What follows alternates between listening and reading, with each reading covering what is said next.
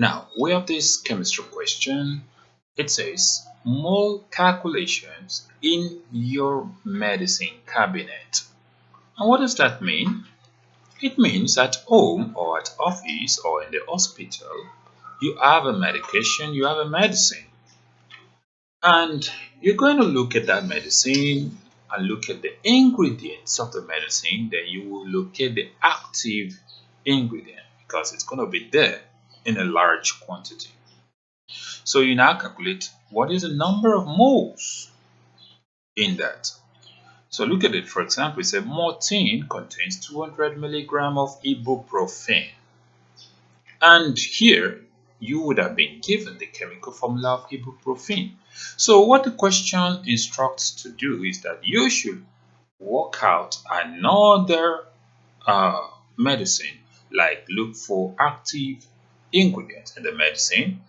Then you will be able to look for the molecular formula. Now, they don't expect you to know all of the molecular formulas in your head. If it's water, you can say H2O. There is almost nothing that doesn't have a formula. If it is common salt, you say NaCl. That means one sodium and one chlorine. The previous example, H2O, that means two hydrogen and one oxygen. But apart from knowing the chemical formula, you need to know one more thing. And that thing is called molar mass of each element. For example, hydrogen is always 1. So if you want to calculate for water, you say this is H2NO. H is always 1, O is always 16. How many H do you see? That's 2. That's why you say 1 times 2. How many O do you see? That's 1. That's why you say 1 times 16.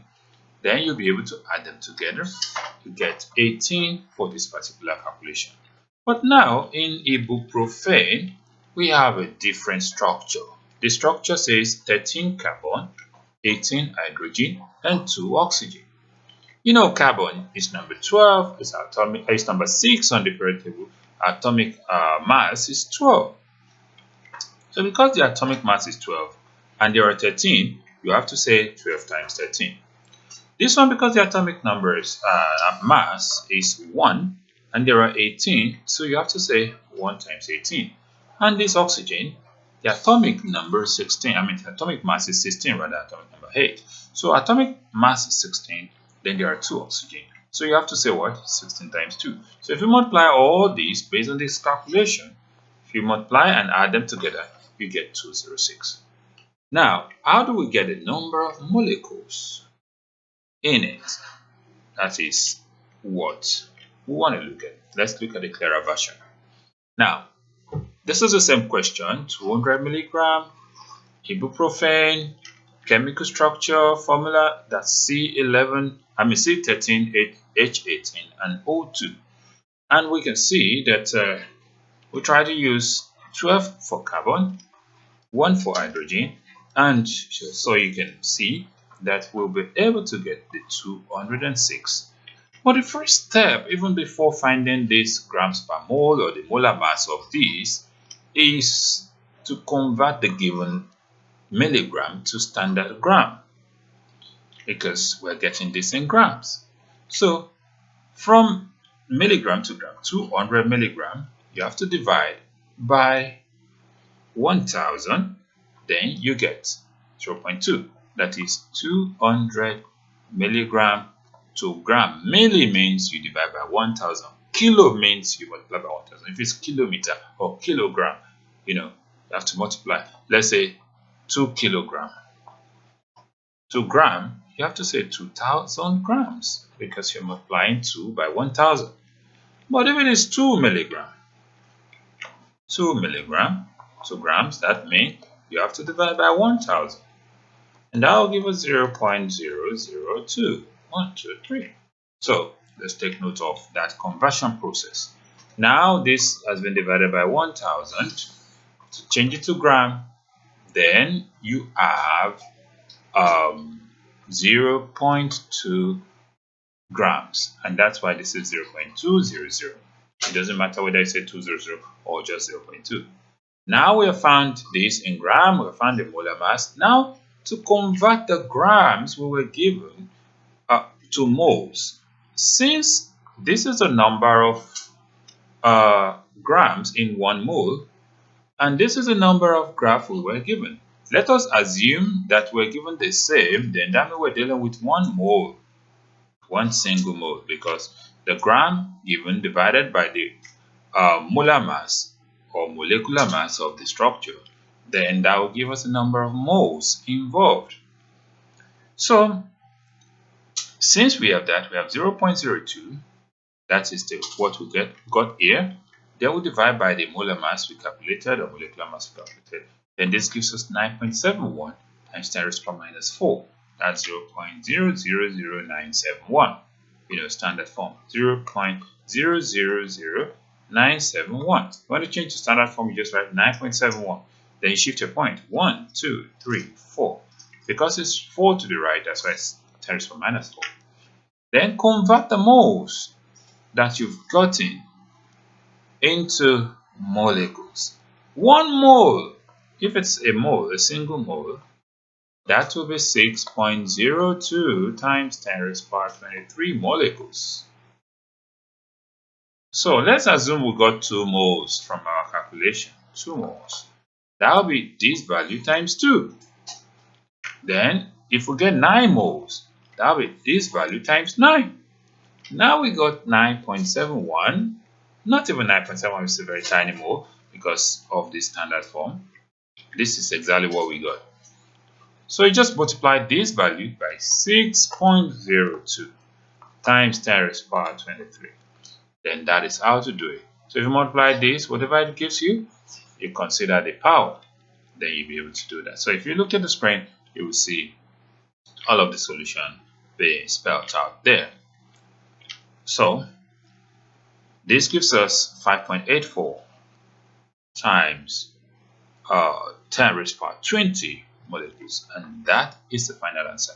Now, going back to the task we were given, the task is to look for another medicine, locate the active ingredient, know what mass of it contains, change that mass to gram from milligram, then look for the molecular formula of the active ingredient, then use the ratio like maybe 13 or 12 like we did for ibuprofen, so that we were multiplying all these stuffs, all these numbers.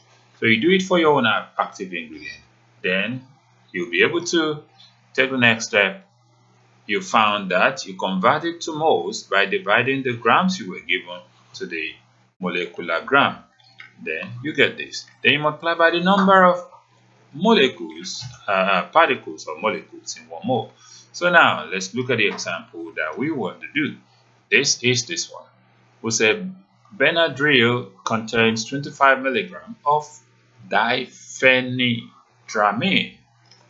Okay, then the 25 milligram or the active ingredient diphenhydramine is C17H21, then NO.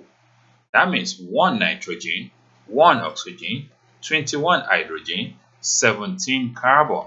Carbon is 12.